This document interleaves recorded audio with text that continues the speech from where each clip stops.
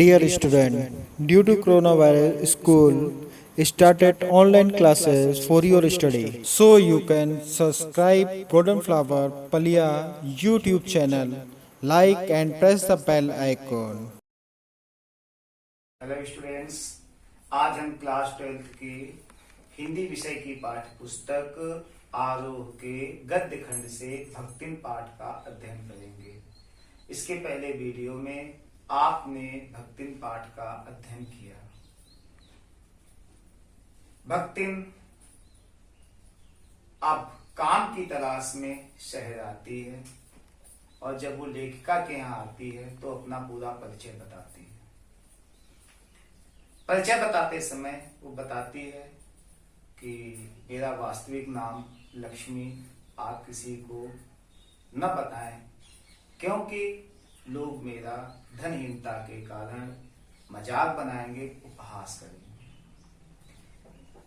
लेखिका ने भक्तिम के कंठी माला, उसकी वेशभूषा को देखकर भक्तिम नाम दे दिया।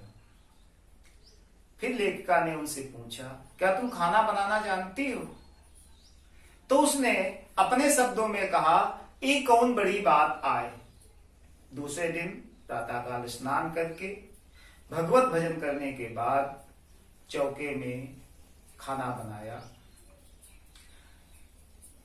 और लेखिका को एक थाली में 4 मोटी रोटी और उसी में दाल परोस दी। उसको देख करके लेखिका ने कहा, ये क्या बनाया है? रोटियां अच्छी सेकने के प्रयास में कुछ खरी हो गई हैं, पर अच्छी हैं। जब दाल बनी तो सब्जी की क्या आवश्यकता, शाम को सब्जी बना दी। कुल मिलाकर लेखिका ने एक रोटी खाई और बड़े ठाठ से यूनिवर्सिटी पहुंची। वहां न्याय सूत्र पढ़ते पढ़ते शहर और देहात के जीवन के इस अंतर पर विचार करती रही। भक्तिम देहात से आई थी, गांव के ही व्यंजन उसे पसंद थे। मक्के की दलिया, बाजरे के तिल लगे हुए पुए, महुए की लपसी संसार भर के हलवे को लजा सकती है। भक्तिम का स्वभाव ऐसा है कि वो हर एक को अपने अनुसार बनाने का प्रयास करती है और अपनी बात पर ही अड़ी रहती है। भक्तिम जब अपना सिर मुड़वाती है तो लेखिका कोई अच्छा नहीं लगता। लेखिका के मना करने पर वो कहती है कि शास्त्र में लिखा है, तीर्थ गए मुड़ाए सिद्ध। अर्थात भक्तिम अपनी बात को ही रखने में, अपनी बात को ही सही ठहराने की हर कोशिश करती है, हर संभव प्रयास करती है। एक बार जब लेखिका ने यह निर्णय लिया कि सभी काम करने वाले अब अंगूठे के स्थान पर हस्ताक्षर करेंगे, तो भक्तिम को सबके बीच में बैठकर पढ़ना लिखना उसकी वयोवृद्धता का अपमान था। अतः उसने कहना आरंभ कर दिया, हमारी मलकिन तो रात दिन की तबियत मां गड़ी रहती है, अब हमहू पढ़ाई लागब तो घर गृहस्थी कौन देखी सुनी। लेकिन भक्तिम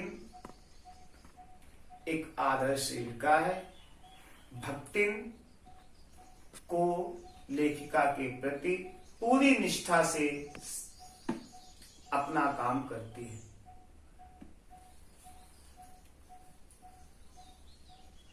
जब लेखिका की कोई पुस्तक प्रकाशित होती है तो भक्तिम को बड़ी प्रसन्नता होती है।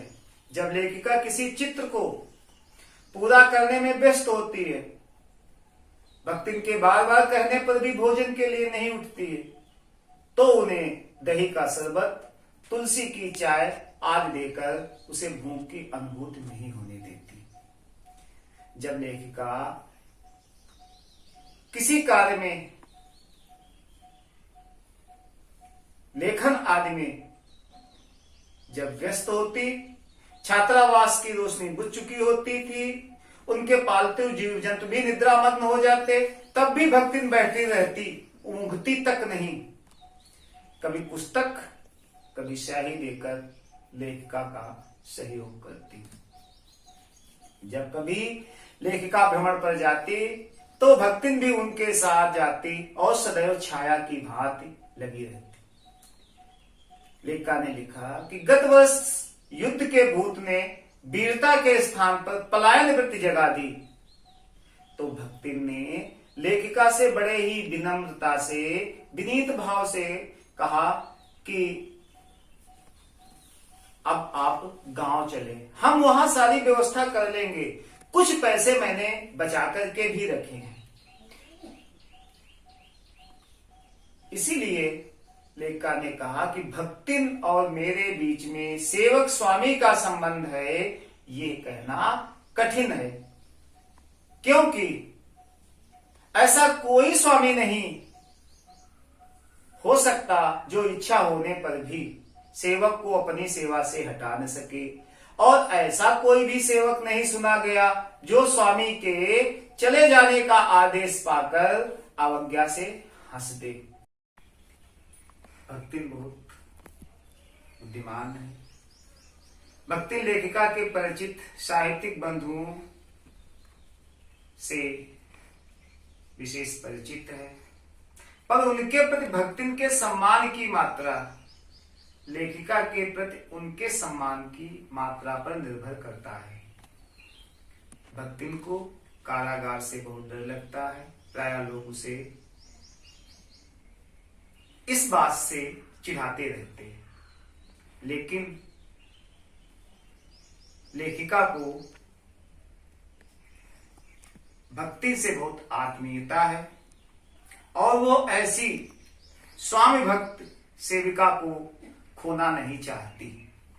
इसीलिए अपने इस संस्मरण को अंतिम रूप देते समय कहती है कि भक्तिन की कहानी अधूरी है, पर उसे खोकर मैं इसे पूरी नहीं करना चाहती।